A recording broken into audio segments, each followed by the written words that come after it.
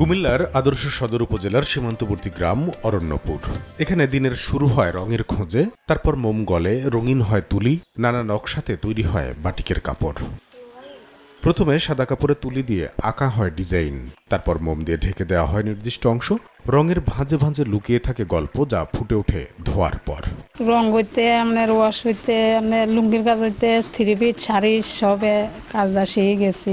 আমারও দোকান আছে, এই দোকানে মাল সেল করি, পাইকারি রেটে বিক্রি করি, আবার কখনো কখনো ঢাকায় মাল পাঠাই। প্রাকৃতিক রং থেকে শুরু করে আধুনিক ডাই বেছে নেওয়া হয় নিখুঁতভাবে। রং শুকিয়ে বেরিয়ে আসে নকশার জাদু। বংশ পরম্পরায় 40 বছর ধরে এমন নান্দনিক কর্মেই সংসার চালাচ্ছেন উদ্যোক্তারা।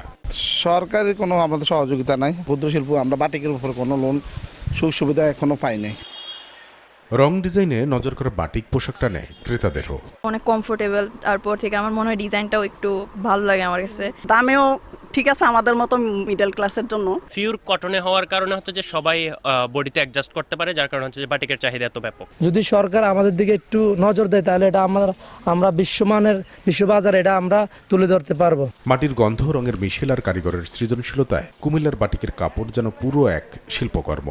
এই শিল্প সম্প্রসারণে দরকার বাজারমুখী সরকারের নতুন নতুন কর্মকৌশল। উদ্যোক্তারা কিন্তু আসলে ছড়িয়ে ছিটিয়ে আসে, কি প্রয়োজন আমাদেরকে এটা অফিসিয়ালি জানায়, তাহলে আমরা তাদেরকে ঋণের মাধ্যমে, নিবন্ধনের মাধ্যমে, বিভিন্ন মেলার মাধ্যমে, ডিসপ্লে সেন্টারের মাধ্যমে বিভিন্ন সুযোগ সুবিধাগুলো প্রোভাইড করতে পারবো। সরকারি পৃষ্ঠপোষকতা বাড়ানো হলে এই শিল্প আরও অনেক দূরে এগিয়ে যাবে বলে মনে করেন বাটিক সংশ্লিষ্টরা।